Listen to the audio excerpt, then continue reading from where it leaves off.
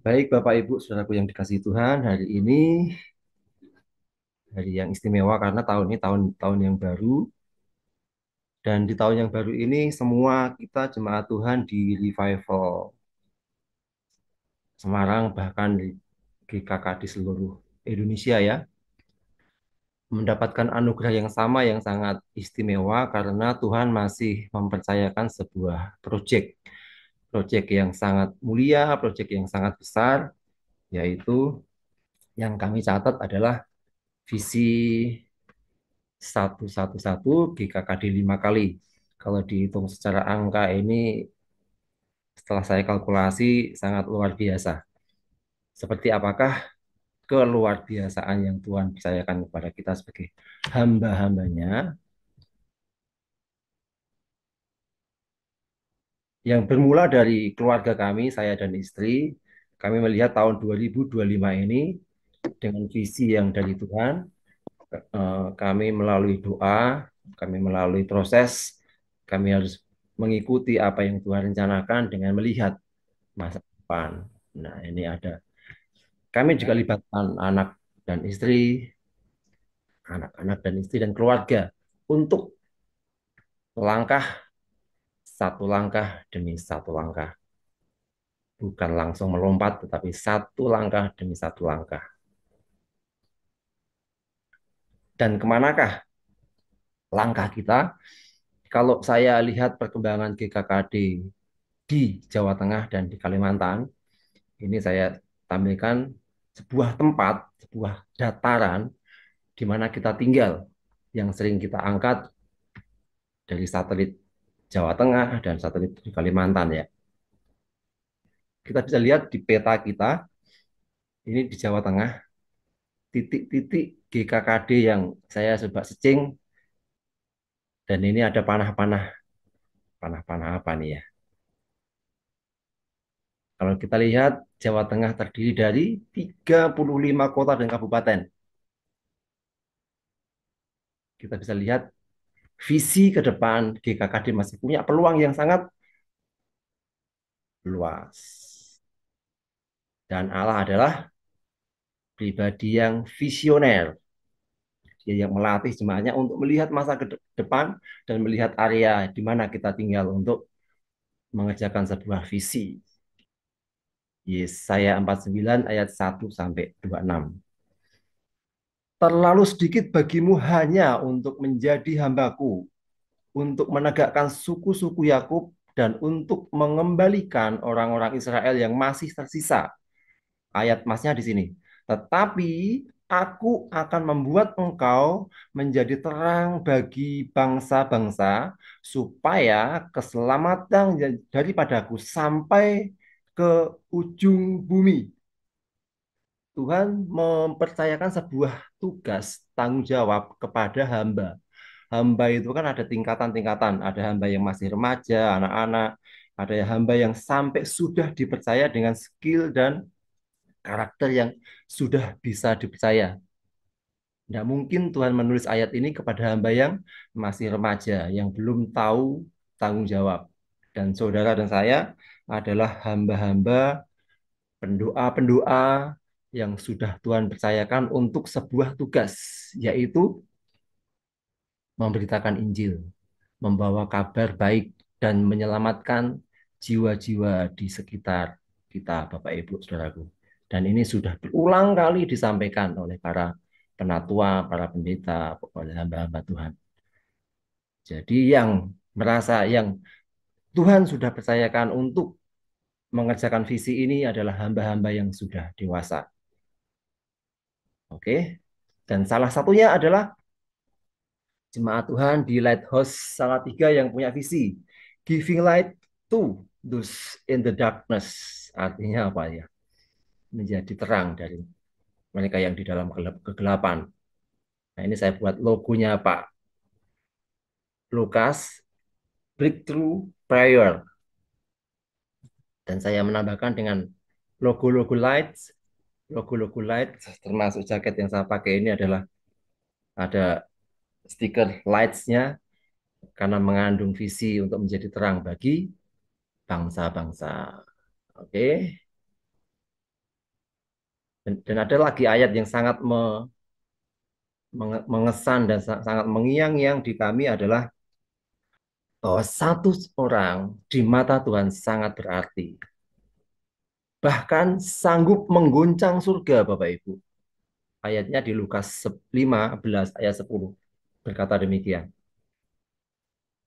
Aku berkata kepadamu, ini Tuhan Yesus sendiri yang bicara. Demikian juga akan ada sukacita pada malaikat-malaikat Allah karena satu orang yang berdosa, satu orang yang berdosa, ketika dia bertobat, seluruh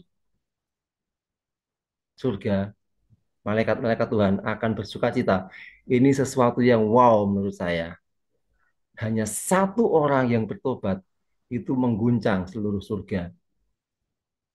Itu juga bisa mengartikan satu anak PA itu sangat berharga di mata Tuhan. Mengapa saya bilang anak PA? Karena DNA GKKD dari mulanya adalah tentang pemuridan. Bicara tentang orang yang berdosa, yang kita layani, kita layani menjadi bertumbuh, bertumbuh, bertumbuh menjadi dewasa. Ketika dia sudah menjadi dewasa, dia siap diutus untuk melayani bersama-sama dengan kita. Bagaimana dengan jiwa-jiwa yang hilang di antara kita? Ini PR kita sama-sama ya. Jiwa-jiwa yang hilang yang harus kita kerjakan. Dan ayat berikutnya yang sangat, yang waktu bulan apa itu ya, bulan November, ketika saya menyiapkan diri untuk memasuki tahun 2025, firman Tuhan berkata dari Kejadian 1 ayat 27 dan Matius 28 ayat 19-20. Ini ayat-ayat yang sudah sering kita ketahui. Yang pertama, Kejadian 1 ayat 27 berkata, Allah menciptakan manusia itu menurut gambarnya. Menurut gambar Allah, menurut gambar Allah diciptakannya dia laki-laki dan perempuan.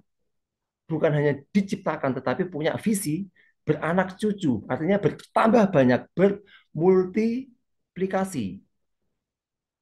Ini yang saya garis bawahi. Ciptaan Tuhan punya visi untuk bermultiplikasi, tidak tinggal diam. Ini yang mengiang di benak kami tahun 2025, multiplikasi. Dan itu juga sudah dicatat di Matius 28 ayat 19 dan 20. Amanat agung. Dan setiap gereja selalu menggaungkan amanat agung, amanat agung, amanat agung. Dan ternyata amanat agung ini sudah dicatat ribuan tahun yang lalu. Salah satunya dicatat di zaman Nabi Yesaya. Dan ternyata ini visi yang tidak hanya dikerjakan dalam waktu setahun dua tahun, tetapi ribuan tahun visi ini terus bergulir dari generasi ke generasi. Yang ini yang menjadi challenge, menjadi kekuatan, menjadi gairah untuk mengisi tahun ini dengan visi ini. Pelipat gandaan, pelipat gandaan. Oke, karena Allah adalah pribadi yang visioner. Dan ketika kita melangkah terus, kalau kami setting, go to growth, silent move, bergerak, tidak harus kelihatan, tetapi dengan soft, tidak harus kelihatan, tetapi terus bergerak. Dan ketika kita bergerak, ketika kita ketemu teman di jalan, kita melakukan visitasi dan doa buat komsel, kita terus bergerak agresif. Maka kita bisa ketemu dengan anak-anak Papua, kita bisa pemuridan,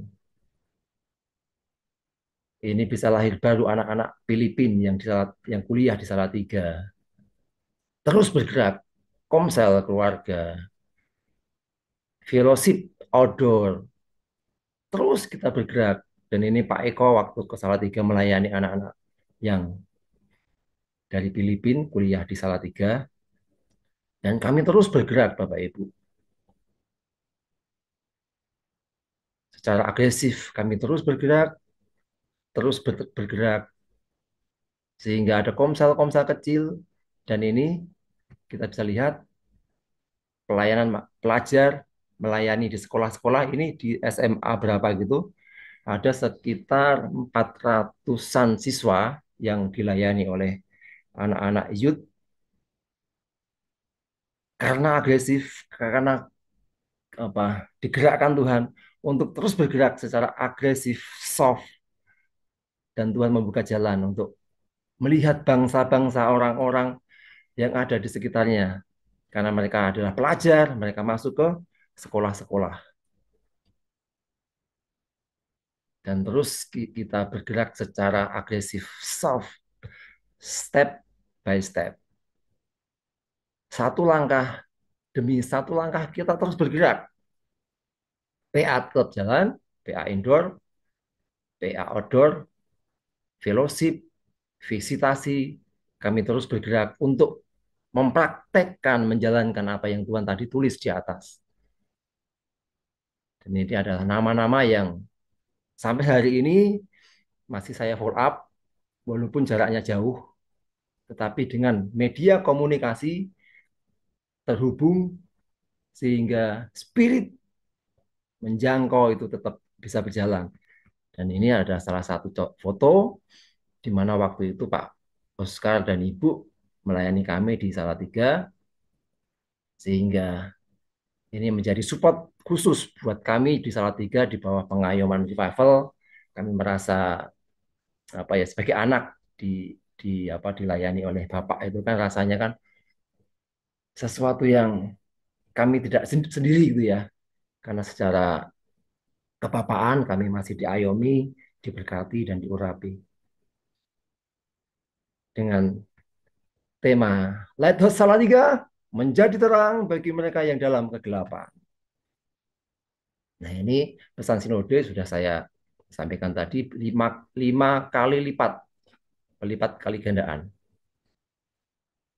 Lighthouse Salatiga perjalanannya tidak mulus, tetapi melalui batu-batu terjal banyak masalah yang harus dihadapi.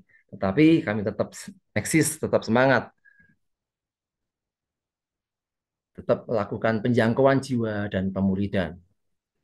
Kembali kami katakan, DNA GKKD adalah pemulidan, maka kami kembali kepada pemulidan, walaupun jalannya tidak mudah. Kami terus komsel, kunjungan, doa, dan melakukan terobosan. Itu yang menggairahkan kita untuk tidak tinggal diam. Bapak Ibu bisa lihat, kami buat data, ini real, sampai hari ini, struktur pemulidan yang sudah kami buat untuk merespon panggilan Tuhan. Layani jiwa-jiwa, layani bangsa-bangsa, layani orang-orang yang ada di sekitar kami. Ini ada 18 kelompok pemulidan dengan 54 murid yang sudah kami susun. Jadi saya total ada 72 hamba. Ini termasuk anak-anak ya. Sampai hari ini ada 72 hamba yang sudah di dalam kelompok pemulidan. Dan Bapak Ibu, saya melatih untuk membuat sebuah skema ketika kita melakukan tindakan satu orang menghasilkan satu jiwa. Saya mulai dari tahun 2024 dengan asumsi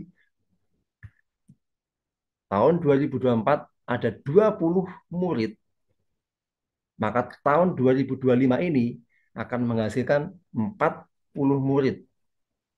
Tahun berikutnya akan menjadi 80 murid dan tahun berikutnya akan menghasilkan 160 murid. Sampai tahun 2030 akan menghasilkan 1.280 murid jika satu jiwa menghasilkan satu jiwa, satu jemaat menghasilkan satu orang. Ini angka yang sangat signifikan menurut saya ketika visi 111 GKKD 5 kali ini benar-benar terjadi. Merendahkan diri, berdoa, sujud artinya. Maka Tuhan akan melakukan sesuatu yang luar biasa.